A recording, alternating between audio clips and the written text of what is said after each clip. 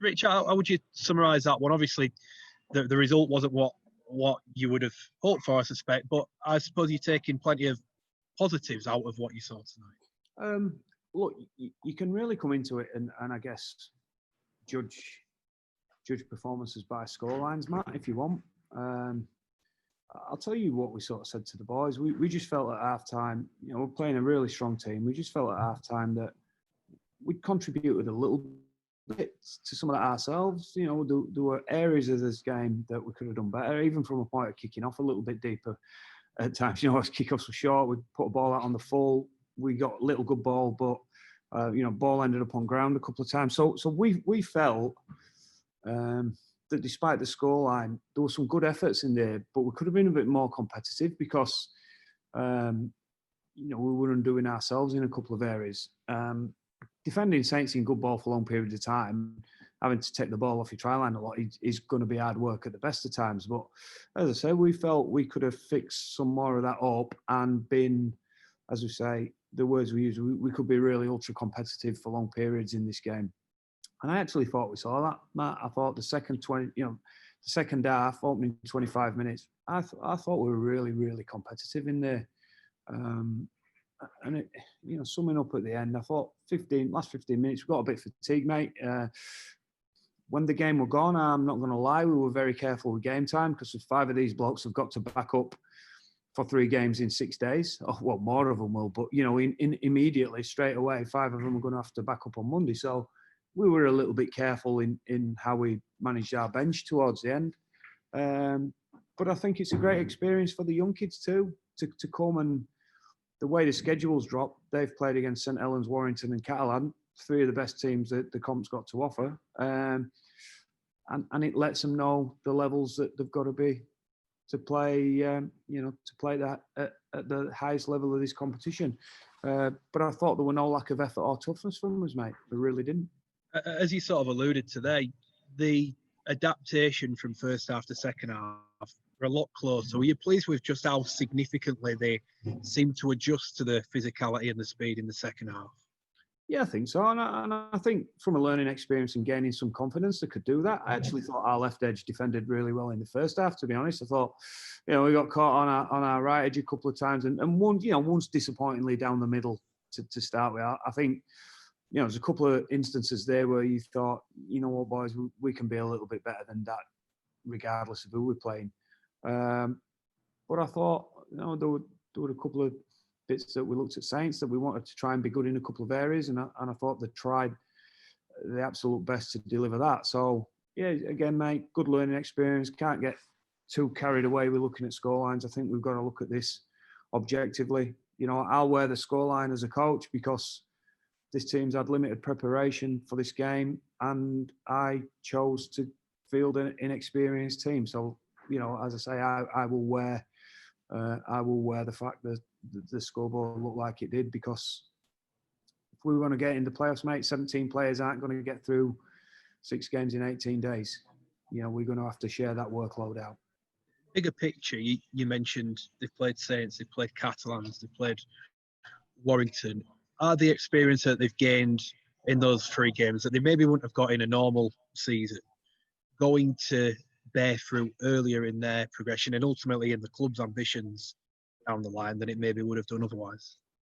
Well, I think where the club's been, and such is the transfer market or the market, if we like, and such is the fact it's a salary cap sport. As Saints have showed us, a lot of it, and as Leeds have showed us in the past, a lot of it is built on what you can bring through your own system and sustain that way, rather than going out and spending all your money on a new team, because those players simply out on the market. So we know that's a longer term process for us. I would hope that getting the experience and the exposure this early is gonna help them and bring them on. And I think for them personally, having a taste of it, and I say having periods tonight where sometimes in that game they can bring some, certainly bring some confidence out of it, then hopefully the bigger picture long term for us is we will reap the benefits. And it's a season like no other, as we're constantly saying. Our schedule from here on in, you wouldn't get that in a normal season. particularly on the back of the extra games in the cup too. So if there is a benefit, mate, to where some difficult nights and difficult scorelines is that we do get to have an early look at some of our kids and hopefully bring them on a little bit quicker. You said when you brought James Harrison in that you'd like to have a little look at him, and you thought he was someone who could potentially make the grade at Super League. Is he impressing you with what he's displaying at the minute? Well, I think he's held his gloves up really well. Saints went after him a little bit tonight. I think that they tried to spot him up for some periods of that game, and terrific challenge for him.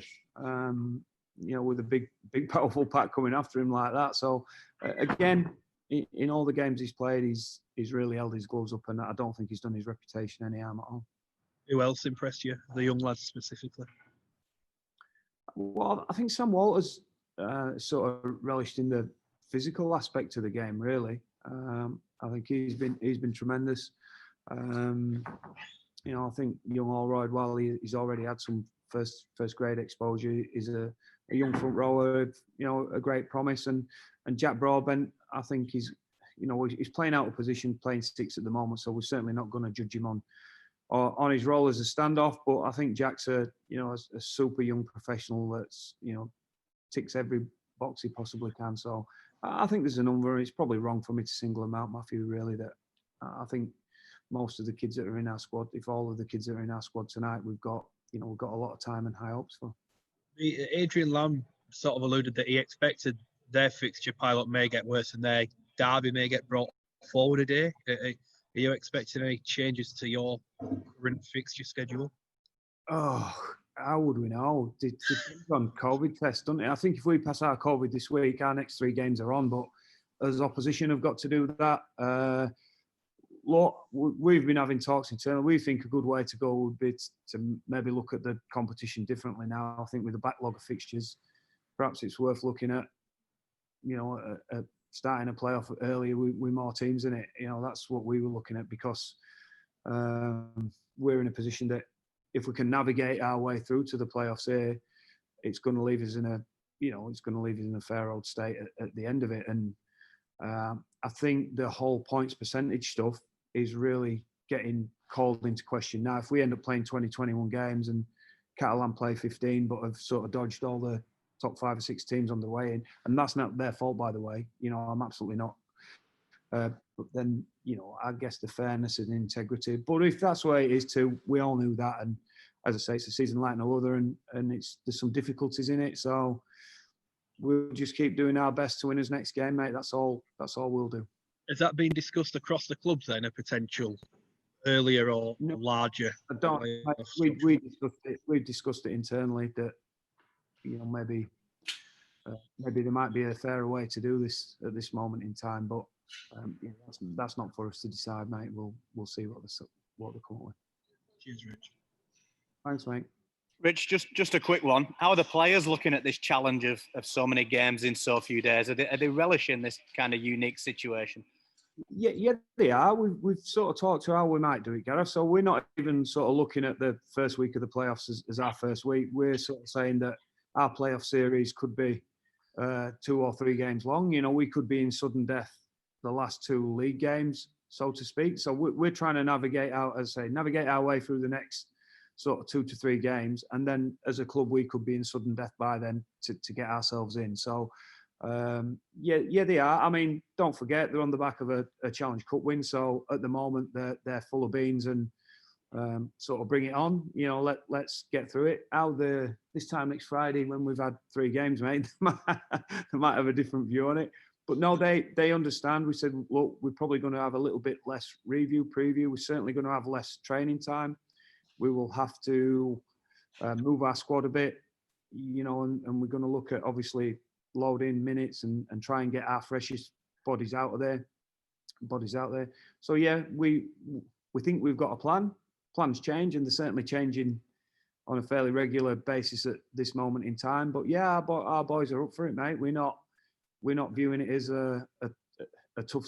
Well, it is a tough situation, but we're not looking at it like that. We're looking at it as a massive challenge and a potentially massive achievement for us to make another final.